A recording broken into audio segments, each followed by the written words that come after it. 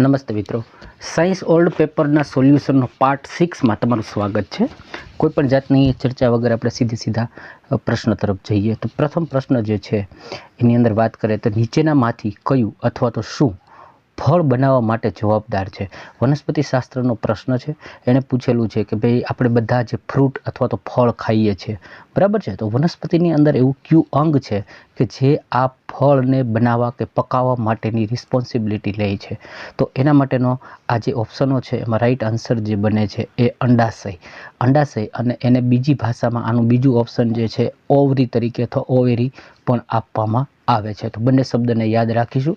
ઓવરી ઇંગ્લિશની અંદર બોલાય છે, અંડાશય આપણે ગુજરાતીની અંદર બોલીએ છીએ, બરાબર. બાકી પરાગકણ છે, વર્તિકા છે, પરાગનળી, આ બધાનું અલગ અલગ ડિફરન્સ એમાં કામ હોય છે. હવે એક નાનકડી વાત કરી દઉં કે 2-3 લોકો છે ને, ઘણા સ્ટુડન્ટ એવી મને કોમેન્ટ કરતા હોય કે સર રિઝનિંગના વિડીયોઝ મૂકો, સર મેથ્સના વિડીયો મૂકો. તો એમને હું કહીશ કે તમે લોકો છે ને, અત્યારે મારી જે ચેનલનું નીચે તમને આમ નામ દેખાતું હશે ઓફિસર ગુજરાતી, એના પર તમે એકમાત્ર ક્લિક કરો એટલે મારી વેબસાઇટ મારી ચેનલમાં અંદર જતા રહેશો. પછી તમે ચેનલમાં આવી રીતે જાશો ને એટલે ઉપર લખ્યું હશે વિડીયોઝ, બરાબર, અને એની બાજુમાં લખ્યું હશે પ્લે લિસ્ટ. તમે પ્લે લિસ્ટમાં જાશો એટલે તમને મેથ્સના, રિઝનિંગના લોટ્સ ઓફ વિડીયો જોવા મળશે. અથવા એમ ના કરવું હોય તો તમે યુટ્યુબના સર્ચ બોક્સની અંદર તમને જે રસ છે, માનો કે રિઝનિંગ જોવા માંગો છો તો તમે લખજો કે રેલવે રિઝનિંગ ઇન ગુજરાતી અને મારી ચેનલનું નામ લખો ઓફિસર ગુજરાતી, એટલે તમને જોઈએ એટલા લેક્ચર મળી જશે. એટલે એમને આ પ્રશ્નનું સમાધાન મેં આપી દીધું. હવે વાત કરીએ આગળ અને બીજા નંબરનો પ્રશ્ન વાંચીએ કે નિમ્નમાંથી કોણ અથવા તો કયું જળ તથા જળમાં ભળેલા ખનિજોના શોષણ તથા મૂળ દ્વારા પાંદડાઓને પોષણ આપે છે? હવે એવી કઈ વસ્તુઓ છે, બરાબર, કે ભાઈ જળને ખેંચવું અને એની અંદર રહેલા અલગ અલગ ખનિજો છે એનું શોષણ કરી અને મૂળથી લઈ અને છેક પાંદડા સુધી આ જે વસ્તુઓ છે એ કઈ પ્રક્રિયા દરમિયાન થાય છે, બરાબર. જે ઓપ્શનો છે એને ધ્યાને રાખીને વાત કરીએ તો આ બાષ્પોત્સર્જન, બરાબર, આ પ્રક્રિયા દ્વારા આ આખું જે ખનિજોનું શોષણ કે પોષણ મેળવે છે. અને આ કરે કોણ, બરાબર, એ પાછું તમને પૂછવામાં આવે. એ પણ એક ઇમ્પોર્ટન્ટ નામ છે, બરાબર છે, એ પણ પૂછી શકે છે. જો એ નામ પૂછવામાં આવે તો એનું નામ છે ઝાયલમ, બરાબર. ઝાયલમથી જળ યાદ રાખવું હોય, જળને લગતો પ્રશ્ન પૂછાય અને આવું કોણ કરે, આ કઈ પેશી કરે છે, તો એનો જવાબ આવશે ઝાયલમ. ઓકે, આગળનો પ્રશ્ન જોઈએ. આપેલા રાસાયણિક પ્રક્રિયામાં કયું અથવા તો કોણ ઘન અવસ્થામાં હોય છે? આપણે એક રાસાયણિક પ્રક્રિયા આપવામાં આવેલી છે જેના અંદર આપ્યું છે સોડિયમ સલ્ફેટ, બેરિયમ ક્લોરાઇડ, બરાબર. હવે એ બંને જે છે એને અહીંયા પ્લસની નિશાની છે એટલે કે ભાઈ એ બંને મિક્સ કરતાં એક પ્રક્રિયા થઈ અને એ પ્રક્રિયાની અંદરથી શું મળ્યું હતું કે ભાઈ સોડિયમ ક્લોરાઇડ અને બેરિયમ સલ્ફેટ. આપણે જોઈએ તો રાસાયણિક પ્રક્રિયાઓની અંદર તમને ખ્યાલ હોય તો વિસ્થાપન ને આવું બધું, તો જુઓ અહીંયા તમને એવું જોવા મળશે. આ ક્લોરાઇડ છે એ સોડિયમ સાથે જતું રહ્યું, સલ્ફેટ છે એ બેરિયમ સાથે જતું રહ્યું, એટલે કે બેરિયમ સલ્ફેટ અહીંયા બની ગયું, બરાબર, અને સોડિયમ છે એ ક્લોરાઇડ. આની અંદર કઈ પ્રક્રિયા થઈ તો કે દ્વિવિસ્થાપન, બરાબર. બંને આ બે વસ્તુઓ જે છે એ ચેન્જ થઈ અને એકબીજા સાથે જોડાણી. એટલે તમને પૂછવામાં આવે કે કયું વિસ્થાપન છે તો દ્વિવિસ્થાપન. અને આના અંદર એવું પૂછ્યું કે ઘન અવસ્થામાં કોણ હોય, તો બેરિયમ સલ્ફેટ જે છે એની અવસ્થા ઘન સ્વરૂપે હોય છે. આગળનો પ્રશ્ન જોઈએ. નાના આંતરડામાં આવેલા વિલી શબ્દ વાપરે છે આ લોકો, અને આપણે એનું જો આમ ગુજરાતી કરીએ તો કે અંકુરણ એવો શબ્દ થાય છે. આવેલો ભાગ છે એનું મુખ્ય કાર્ય શું છે? એટલે આપણા માનવ દેહની અંદરના ઓર્ગન્સ જે છે અલગ અલગ, એમાંથી તમને પ્રશ્ન જોવા મળશે. એમાંનો આ પ્રશ્ન આંતરની અંદરથી પૂછ્યો કે આ અંકુરો જે છે એનું કાર્ય શું છે? તો કે ભાઈ ઉત્સર્જનમાં સહાય કરે છે, એસિડથી બચાવે છે, કે ખનિજોનો સ્ત્રાવ કરે છે?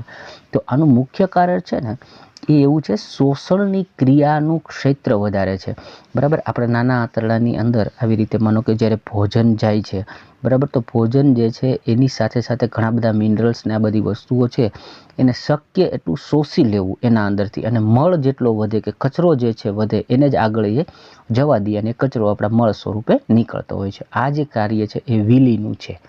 પછીનો પ્રશ્ન વાંચીએ. નીચેમાંથી કઈ ધાતુ માત્ર બાષ્પ સાથે જ પ્રક્રિયા કરે છે? બહુ ઇમ્પોર્ટન્ટ ક્વેશ્ચન્સ છે અને એની સાથે મેં બીજા 2 કે 3 પોઈન્ટ લઈ લીધા છે. જો ઝીંક અને એલ્યુમિન છે ને એ એવી ધાતુ છે કે માત્ર એની સાથે બાષ્પ અડે તો જ એ પ્રક્રિયા કરે, નહીંતર એ કોઈ સાથે પ્રક્રિયા કરતું નથી. આવો જ પ્રશ્ન તમને પૂછી લઈએ કે ભાઈ એવું કયું છે કે જે માત્ર ઠંડા સાથે જ, એટલે એની સાથે ભેળવવામાં આવતી વસ્તુ ઠંડી હોય કે ઠંડુ પાણી હોય તો જે પ્રક્રિયા કરે, તો સોડિયમ અને કે એટલે પોટેશિયમ. બરાબર, આ બંને એવું છે કે એ માત્ર ને માત્ર ઠંડી વસ્તુઓ સાથે જ પ્રોસેસ કરે. એવો જ એક પ્રશ્ન લઈ લીધો કે ભાઈ તમને એમ પૂછે કોઈ કયું એવું છે કે જે ગરમ વસ્તુઓ સાથે જ પ્રોસેસ કરે, તો કેલ્શિયમ અને મેગ્નેશિયમ એવી ધાતુઓ છે, એવા બે તત્વો છે કે જે માત્ર ને માત્ર ગરમ સાથે જ પ્રક્રિયા કરે છે. એક સાથે 3 ક્વેશ્ચન્સ લઈ લીધા છે. મિત્રો, એક લાઇકની આશા રહેશે, તમે લાઇક કરતા રહેજો, કોમેન્ટમાં તમારા સુઝાવો પણ લખતા રહેજો. હવે આગળનો પ્રશ્ન વાંચીએ કે એવું કોણ છે જે સંકોચન અને ખુલ્લું આ બે પ્રક્રિયાઓ કરે છે, જેના લીધે તે પોતે સ્થાનાંતર કે ગતિ કરે છે. એટલે આ પ્રશ્ન જોઈને પહેલાં તો એવું લાગે કે કોઈ જીવની વાત કરે છે, કોઈ જીવડું હશે એવું. બરાબર, કોઈ જીવડું નહીં. આને પ્રશ્ન પૂછ્યો એના ઓપ્શન જોયા ને તો શું આવ્યું? અસ્થિ, ઉપાસ્થિ, પેશીઓ અને લોહી. બરાબર, પેશીઓ એટલે કે આપણા મસલ્સ જે હોય એ. બરાબર છે, આ બધી વસ્તુઓ કેવી છે કે એની અંદર સંકોચન થતું હોય અને પાછું એ જે છે ખુલ્લન પણ થતું હોય.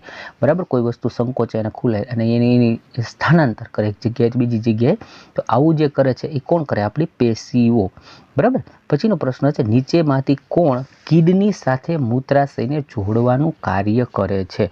તો આની અંદર ઓપ્શનો હતા મૂત્ર માર્ગ, શિશ્ન પેલ્વિસ અને રાઈટ આન્સર બન્યો મૂત્ર વાહિની. હવે આ પ્રશ્ન છે ને એને આકૃતિ સ્વરૂપ પણ પૂછી લીધો. તો આવું કરી અને જે મેં ઓપ્શન આપ્યા ને એના બદલે એને શું કરી નાખ્યું હતું તો કે ભાઈ આવી રીતના તમને આવી રીતે આકૃતિ આપી દીધેલી હતી. બરાબર છે, અને અહીંયા આ મૂત્ર માર્ગ બનાવી દીધેલું, આ મૂત્રની વાહિની બનાવી. બરાબર છે, પછી તમને પ્રશ્ન પૂછી લીધો, અહીંયા લખી નાખ્યું હોય કે અહીંયા આ વસ્તુનું નામ આ છે, આ વસ્તુનું નામ આ છે. એટલે મેં તમને ઓપ્શન સ્વરૂપે કર્યું છે. એટલે મેં અહીંયા કીધું કે ભાઈ આવો પ્રશ્ન જે ગઈ વખતે પૂછ્યો ને ત્યારે એમણે આકૃતિ સાથે પૂછેલો હતો. પછી અરીસાઓના પ્રતિબિંબના પ્રશ્ન જે છે એ આપણે એક ચેપ્ટર આવે છે પ્રકાશ એટલે કે લાઇટ, અને સાયન્સના પ્રકાશ ચેપ્ટરમાંથી 1 કે 2 પ્રશ્ન જોવા મળતા હોય છે. એમાંનો જ એક પ્રશ્ન લખ્યો છે કે બહિર્ગોળ અરીસા અને અંતર્ગોળ અરીસાના ફોકસ હંમેશા કયા સ્વરૂપે હોય છે? તો 2 વાત કરી છે, બહિર્ગોળ અરીસા અને અંતર્ગોળ અરીસા. બરાબર છે, હવે જે બહિર્ગોળ અરીસો હોય ને એનું જે પ્રતિબિંબ હોય ને એ ફોકસ હંમેશા રાઈટ, એનો જવાબ જે આવે ને એ ધનાત્મક હોય, અને જ્યારે અંતર્ગોળ અરીસા હોય તો એનો જે આન્સર હોય ને એ હંમેશા ઋણાત્મક હોય. એનો એક પ્રશ્ન મેં આગળ લીધો છે, ત્યારે હું તમને થોડુંક સમજાવી દઈશ.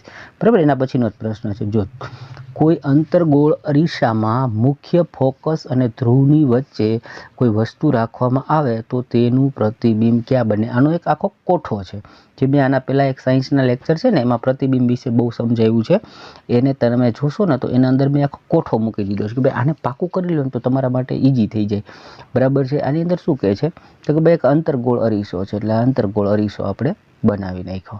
બરાબર છે, પછી શું કહે છે કે મુખ્ય ફોકસ આ એનું આપણે કેન્દ્ર આપી દઈએ. બરાબર છે, અને આ ફોકસ આપી દઈએ.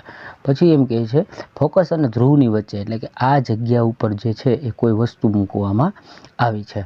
બરાબર છે, તો તેનું પ્રતિબિંબ, હવે એનું પ્રતિબિંબ છે ને એ હંમેશા એક તો અંતર્ગોળની અંદર હંમેશા યાદ રાખજો કે આભાસી પ્રતિબિંબ બને, એટલે આભાસ થાય તમને, ખરેખર તે વાસ્તવિકતા હોતું નથી.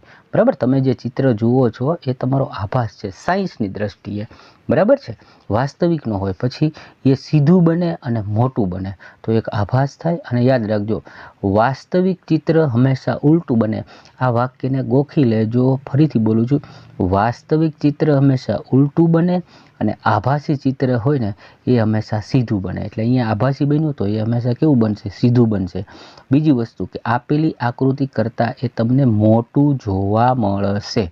ઓકે, એટલે આભાસી હોય એ હંમેશા સીધું હોય અને મોટું હોય. આનું એક એક્ઝામ્પલ તમને સરસ મજાનું આપું જે પરીક્ષામાં પૂછાય છે. તમે લોકો બધા થિયેટરની અંદર મૂવી જોવા ગયા, આપણે એમ કહીએ કે આ એક મૂવીનો પડદો છે અને અહીંયાથી પિક્ચર પડતું હોય છે. બરાબર, એ આટલી એવી જ બારીમાંથી આવી રીતના આમાં પિક્ચર પડતું હોય. હવે તમે જો ખરેખર એ રીલને જુઓ ને તો એ રીલ ઊંધી ચડાવવામાં આવી હોય. બરાબર છે, એની ઊંધી મૂકી હોય ને અહીંયા એનું પ્રતિબિંબ સીધું પડે.